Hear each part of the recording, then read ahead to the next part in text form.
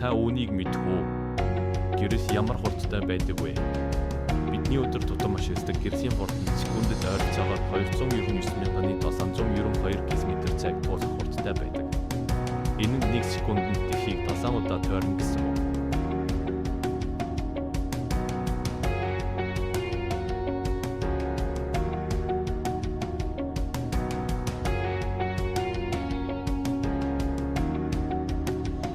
Сансар окторгуй их хүйтэн байдаг вэ?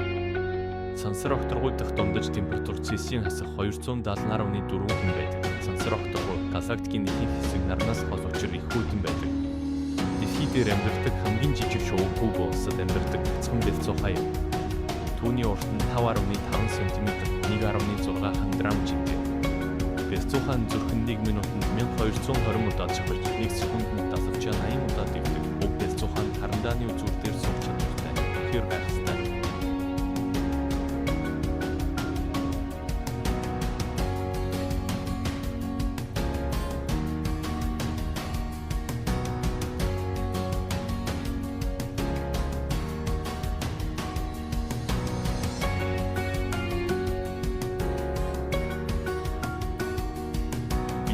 Гадил жимс өчтөг хүмүүс биш.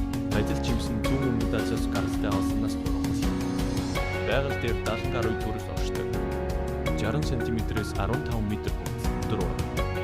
Гадил жимс нь шүүслэг хассан бүрхүүлтэй урт ганцгой багцаараа ургадаг бөгөөд нэг багц 30-50 кг жинтэй. Энэтхэг улсад гадилны мод 10 м өндөр ургадаг. Харин Кавендиш, Канар, Хятад зэрэг улсад гадилны мод 2 м-ийн өндөртэй ургадаг ялгаатай байдаг юм байна.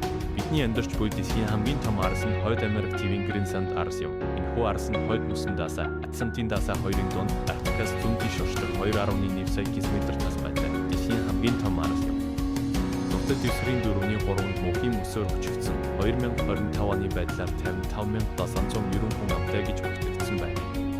Гренланд нь 1953 он хүртэл Дани улсын колони улс байжээ.